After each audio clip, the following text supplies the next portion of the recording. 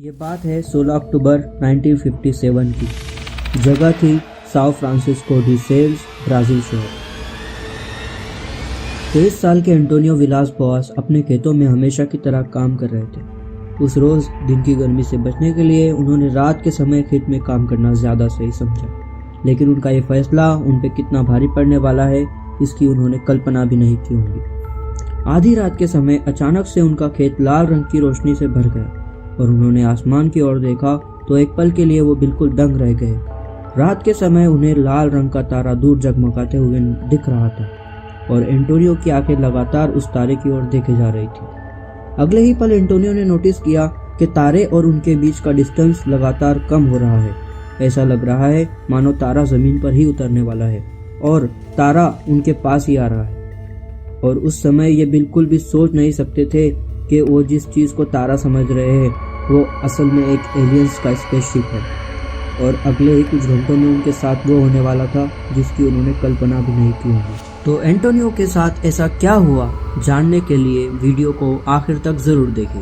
तो hello friends, welcome back to the last polymath. और आज मैं आपको जो कहानी सुनाने जा रहा हूँ वो आधुनिक दुनिया में एलियंस द्वारा किडनैप किए जाने की पहली घटना है जिसे पूरी दुनिया भर में कवर किया गया था और जो आज भी अपने अंदर कई अनसुलझे रहस्य छुपे हुए हैं। एंटोनियो विलास बोस अपने खेत में खड़े लाल रंग के तारे की ओर बड़ी गौर से देख रहे थे और देखते ही देखते वो ऑब्जेक्ट नीचे की तरफ आने लगा और एंटोनियो ने पाया कि वो कोई स्टार नहीं बल्कि सर्कुलर शेप का उड़ने वाला स्पेसक्राफ्ट है जिसके नीचे लाल रंग की लाइट लगी हुई है और ऊपर की ओर एंटीना जैसा कुछ है और वो तेजी से घूम रहा है। जैसे ही वो ऑब्जेक्ट जमीन की ओर पहुंचा तो उसके नीचे से 3 पैर निकले जिसकी मदद से वो जमीन पर खड़ा हो गया और एंटोनियो ये सब देखकर इतना ज्यादा डर गया कि उसने वहां से भागने का फैसला कर लिया।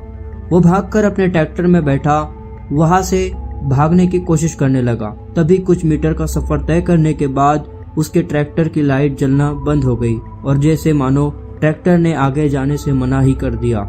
फिर एंटोनियो अपने ट्रैक्टर से उतरा और पैरों से ही भागना शुरू कर दिया, लेकिन वो ऐसा ज्यादा देर तक नहीं कर पाया और पकड़ा गया। पकड़े जाने पर एंटोनियो ने पीछे मुड़कर देखा तो उन्हें कुछ अजीब से जीव वहां पर नजर आए।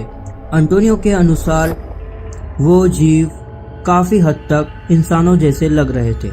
उनकी हाइट लगभग 5 फीट रही होंगी और उन्होंने ग्रे कलर के कपड़े पहने थे और सर पर हेलमेट लगाया हुआ था और उनकी आंखें इंसानों की तुलना में काफी छोटी थी और उनकी आंखों का कलर नीले रंग का था। एंटोनियो ने बताया कि वो कुछ अजीब सी आवाजें निकाल रहे थे मानो कि कुत्ते भौंक रहे हो। इतने में 3 वैसे ही दिखने वाले लोग वहां पर आए और चारों ने मिलकर एंटोनियो को खींचकर अपने स्पेस क्राफ्ट में ले गए और स्पेस क्राफ्ट में ले जाकर उन्होंने एंटोनियो के सारे कपड़े उतार दिए और उनकी बॉडी पर एक अजीब सा जेल लगाने लगे। और जेल लगाने के बाद एंटोनियो को एक रास्ते से दूसरे कमरे की तरफ लेके गए जहां पर उन्होंने एंटोनियो की जीभ से खून निकाला जैसे कि वो उसके खून का सैंपल ले रहे हो। उसके कुछ समय बाद एंटोनियो को उस रूम से निकालकर किसी दूसरे कमरे जो कि एक सेमी सर्कुलर शेप का था उसमें ले जाया गया और उसमें करीब आधे घंटे के लिए उन्हें अकेला छोड़ दिया गया। एंटोनियो का कहना था कि एलियन ने उस रूम में अजीब सी गैस छोड़ी थी जिसके कारण एंटोनियो को वहां घुटन हो रही थी और वो बीमार भी हो रहे थे। आधे घंटे के बाद दरवाज़ा खुला और बाहर से एक फीमेल एलियन अंदर आई जो दिखने में दूसरे एलियन की तरह ही थी, मतलब उसकी हाइट 5 फीट ही थी। एंटोनियो ने बताया कि उसका चेहरा काफ़ी लंबा था और बाल वाइट कलर के थे और उसकी आंखें कैट की तरह छोटी छोटी थी और ब्लू कलर की थी और वो फीमेल एलियन बहुत ज़्यादा अट्रैक्टिव भी लग रही थी। पर उसे वहाँ एक मिशन के तहत भेजा गया था। वो एंटोनियो के पास आई और उसके साथ फिजिकल रिलेशन बनाए। एंटोनियो ने बताया कि वो एलियन उसे बार बार चीन के एरिया में काटने की कोशिश कर रही थी जो कि काफ़ी ज़्यादा अजीब था। जब उसका काम ख़त्म हो गया तो उस एलियन ने एंटोनियो की तरफ देखा, एक स्माइल की और अपने पेट पर हाथ रखकर उस ऊपर की तरफ इशारा किया जैसे कि वो कह रही हो कि अब वो अंतरिक्ष में एंटोनियो के बेटे को जन्म देगी और उसको बड़ा करेंगी। इसके बाद बाकी के एलियन भी वहां पर आ गए और वो सभी लोग एंटोनियो को वहां से ले जाकर अपनी स्पेसशिप की सैर कराने लगे और एंटोनियो को उसके कपड़े भी वापस दे दिए। और एंटोनियो ने स्पेसशिप से क्लॉक जैसे दिखने वाला डिवाइस चुराने की कोशिश भी की थी, जिसे वो बाद में अपनी यात्रा के प्रूफ के तौर पर लोगों को दिखा सके, लेकिन वो अपने मकसद में कामयाब नहीं हो पाए और पकड़े गए। अब एलियन ने उनसे वो डिवाइस छीन लिया।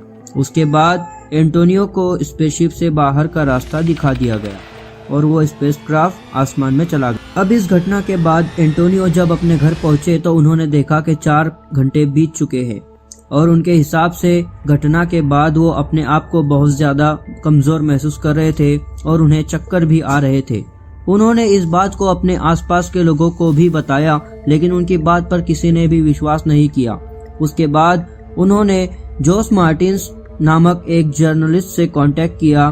जोस मार्टिन्स ने उनकी बातों को काफी बड़ी न्यूज समझते हुए न्यूज़पेपर में एक ऐड पब्लिक कराया, जिसमें उन्होंने कुछ ऐसे लोगों को खोजने की कोशिश की जिनके साथ बिल्कुल एंटोनियो जैसी घटना घटी हो।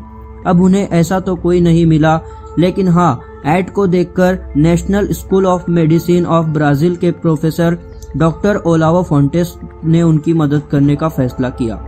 Doctor Olavo Fontes American UFO research group APRO के कांटेक्ट में थे।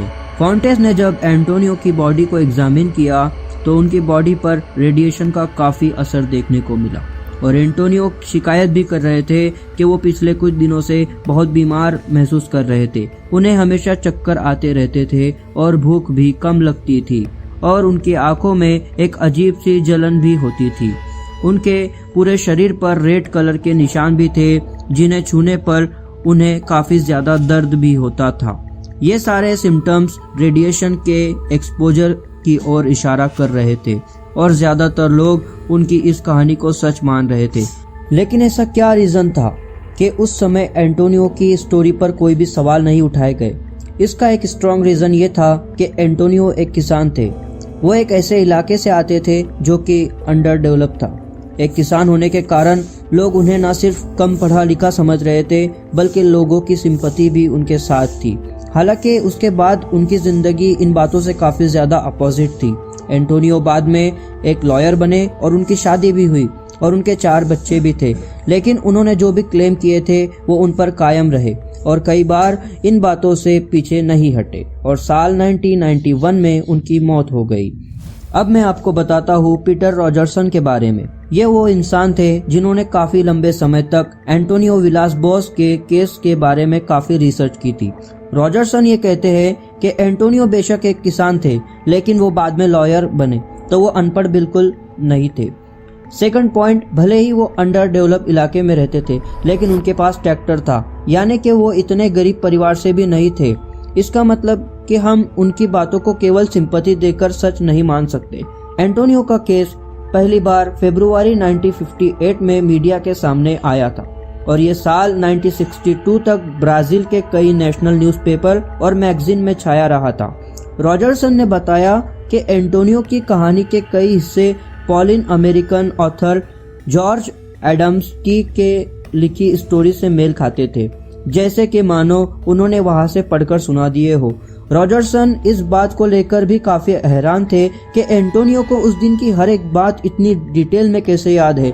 अक्सर ऐसे केस में ज्यादातर लोगों को हिप्नोटाइज करके याद दिलाई जाती है, लेकिन एंटोनियो को बिना हिप्नोटाइज के ये सारी बातें याद थी। तो क्या एलियन के द्वारा एंटोनियो को किडनैप करना और उनके साथ स्पेस क्राफ्ट में हुई सारी घटना महज एक मनगढ़ंत कहानी थी, या फिर एंटोनियो बिल्कुल सच कह रहे थे? आपके विचार हमें नीचे कमेंट्स में जरूर बताएं और वीडियो अच्छा लगा हो तो लाइक करना और शेयर करना बिल्कुल ना भूलें। और ऐसे ही इंटरेस्टिंग वीडियो देखने के लिए हमारे चैनल राउंड टू स्पेस को सब्सक्राइब जरूर करना और बेल आइकॉन को भी दबा देना, ताकि आगे आने वाली वीडियो आप जल्दी से जल्द देख सके। आपका कीमती समय देने के लिए धन्यवाद।